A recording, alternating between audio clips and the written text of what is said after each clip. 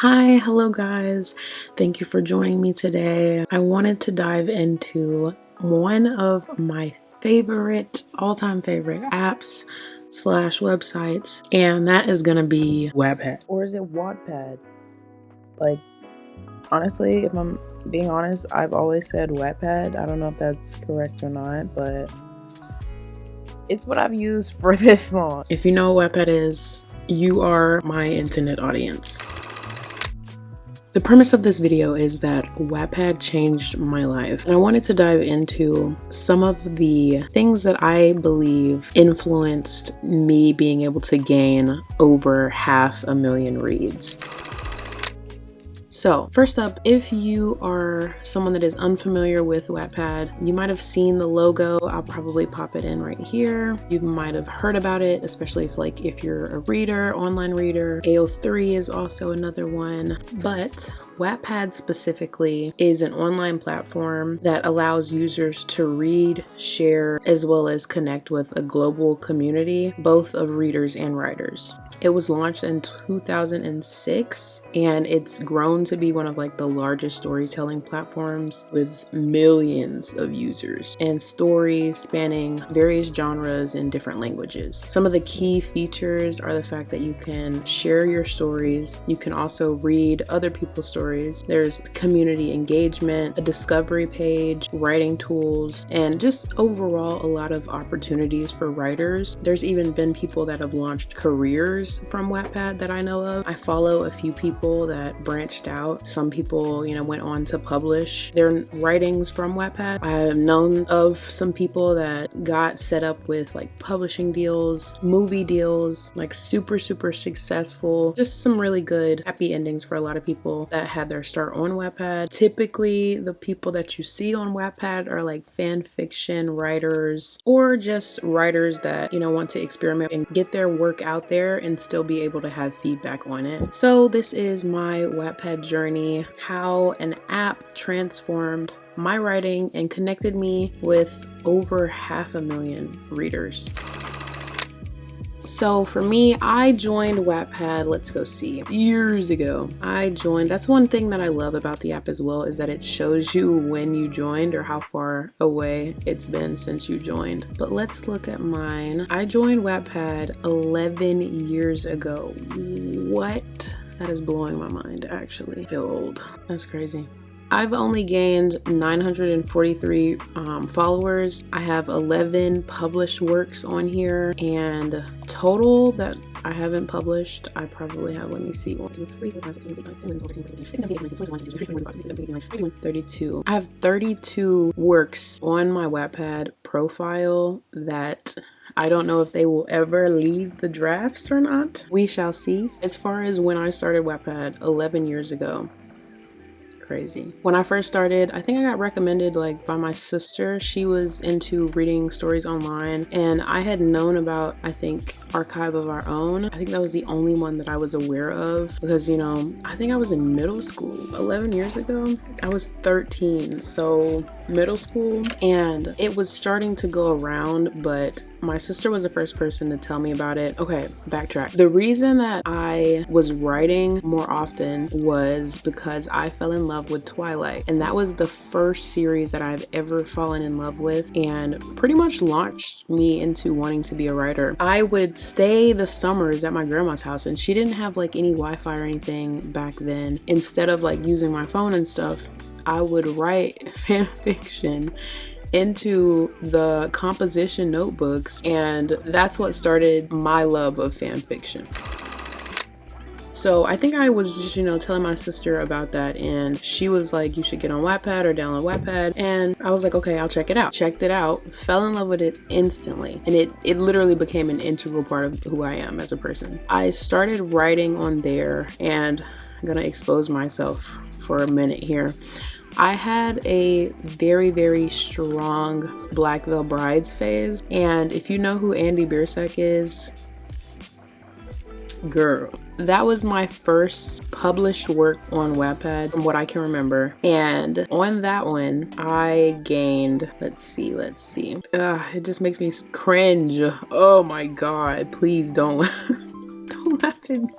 I got 148,000 reads on this book. And one thing I can say for sure across the board is that being on Wattpad, having the feedback, like if your book goes viral or if you get a lot of reads out of nowhere, it really encourages you to learn how to write better, to, you know, perfect any mistakes, or if you're not elaborating correctly, if you're over describing things. It really teaches you a lot about the logistics behind writing. And for me, I was always the type of student that hated literature. I hated reading and writing because it just never resonated with me as far as on an academic level. But when it comes to the creative aspect of it and being able to write stories and, you know, just build off of a world, that was pretty much the most intriguing thing for me. So being able to do that forced me into learning the more technical logistics behind writing. So for me, that's what also, it encouraged me, but it also discouraged me in a lot of ways because I was very fresh, very new. The writing back then, oh my God, it was horrendous. Elementary, like I republished it because I was like, I'm gonna publish this just because I want to be able to look back and see how far I've come as a writer. And it is slightly embarrassing, I'm not gonna lie to you. It's hard to look back and be like, wow. But at the same time, it's like, I'm so proud of myself. Like I really stuck through it in a way that motivated me to become a better writer. And I am so grateful for that. So grateful for the people that, you know, are a part of my community and helping me by commenting down below and stuff like that. Like all of that, love that aspect of the app. Not only was the app a writing outlet for me, but it became a reading outlet as well. Like I said, I wasn't really into reading and writing because of my struggles with the academic side of it. I just wasn't intrigued by it in that way. So it took me a while to actually become an avid reader, but Wattpad put me on the track to become one. And I fell in love with so many books, so many different like tropes, and learning about other people's writing styles, and even down to the aesthetics that people were using in each chapter. Like I love that Wattpad gives you that ability to be creative in a way that like print books don't really allow. And one of my favorite things about being on Wattpad was when someone would ask you like your favorite book, and I would be like, well, my favorite book isn't actually published. And like I remember having to kind of explain that to people was really fun, especially if people didn't know what it was, and like you get to introduce that to them. That was always really cool. But yeah, so I feel like I started off really strong with it, and you know, just as life comes up, it's hard to maintain sometimes. And I can even attest to this now, like with YouTube, with writing, with all of the million things that I do in life. Like it is very hard to stay on track if you have a lot of other things going on. For me, I was in school, I was in middle school, high school, and now college, like, and I'm still on Wattpad, but it became a little bit too much for me to manage at the time. So I wasn't being as consistent anymore, and I let myself fall into a deep rut to where I couldn't climb myself out. And writer's block, when it hits, it hits. And it was just impossible for me to get out. Like I had year-long ruts at times, sometimes longer than that. I'm going through one right now. And for me, what I found to be the most fulfilling thing to do during those ruts was going to a different story, being able to, you know, put this down, I'm gonna work on something else. It's just really integral for, I think, writers. If you have different projects that you're working on, it's really like the app is just perfectly built for that. And you can, you know, jump between different stories if you want to, which was, I feel like, another aspect of what helped me grow unexpected success.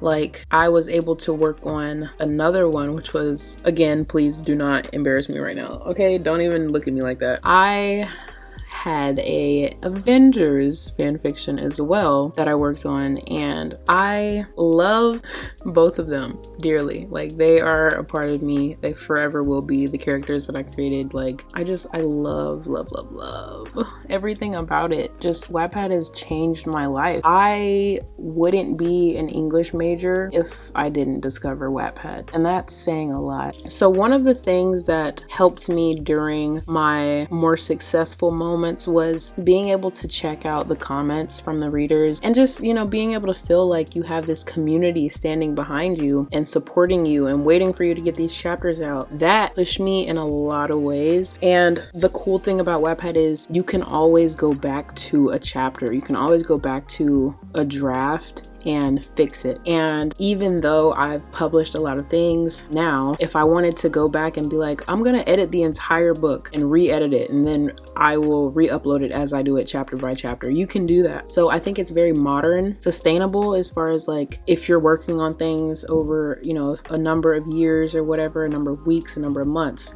whatever the case may be. I think that Wattpad is definitely a great place to start, especially if you're a beginner writer and you're just, you know, trying to get out there, trying to get some feedback and try to see where you're at, then that would be a really great place to start. I think one of the most important lessons that I've gained is being able to give myself space to step away. If I need time and I feel like I'm not doing my story justice, stepping away, there's nothing wrong with that if that's what you need to do. I feel like it's worse when you write something and you don't feel the passion behind it. So the greatest lesson that I've learned is, like I said before, if something is not working in one spot, move on to another spot and work on something new. Refresh yourself so that you have and you can be able to come at it with new eyes. I feel like I've definitely learned more about being patient with myself and taking advantage of the moments when I do have those spurts of energy to write.